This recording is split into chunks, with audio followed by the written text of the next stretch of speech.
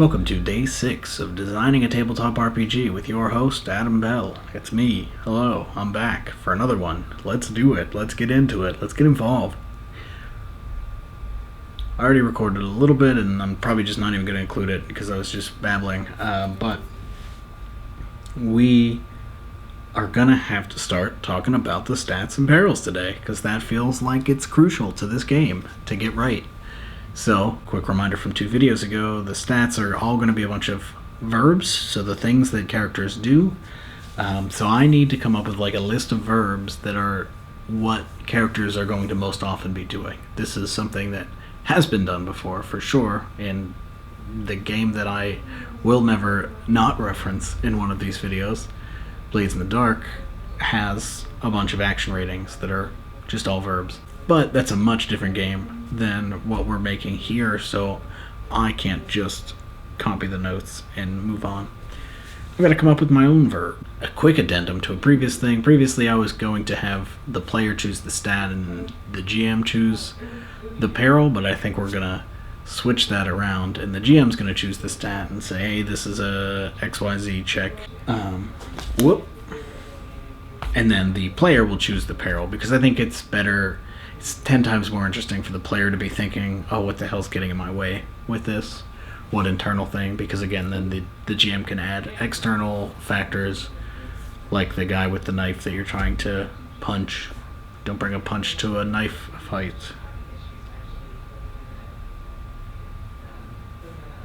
Yeah, so I started to think about what the main categories of action are going to be. And so I'm thinking about what characters are going to be doing in this game. And so the first thing I thought about was taking care of people and stuff, because that is going to be, I believe, a fairly core loop of this game, is finding people and, seeing what the hell their life is like, instead of just shooting them like you would in maybe the world's favorite role-playing game. So, what would you need for that? I think one thing you would need would be mend. So this is going to be, so on top of taking care of people, also taking care of things and doing work around a settlement. This stuff will play into probably the settlement building campaign playbook that will be designed. So what would you need there? I think one that works for both taking care of stuff and taking care of people would be mend. So mend will probably make the list. Something like console. You console somebody. That probably needs a little working. Maybe not console, but something that can be applied in multiple scenarios besides just, oh, it's okay. The next category is going to be exploration. So things that you do while on adventure. I feel like there's another category here that I don't have in my head right now, but I'm hoping it'll come out in a second. And then the final category will just be special stuff. So that'll be things like hack, that'll be incant, could be a good one if there's going to be magic involved. Yeah, so what else can there be? What other words, what other verbs help you? Help me, help you, help you, help me, helping, we're all helping, I help, you help. Always refer to prior art. Let me just ask a Blades in the Dark dice bot what the actions are. Okay, so they have a 2, and that's like my equivalent of incant and hack. Command, consort, sway are classic ones. So command, consort, sway are all 3 different ways to try to get people to do what you want.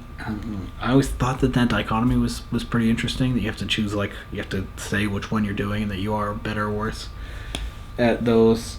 We'll see if something like that makes it in, but I'm just going to write down the word chat for now. I mean, obviously I'm not going to go with chat, but I want to make sure that I can remember, or make sure that I remember to put some combination of words that will mean the way you engage with people.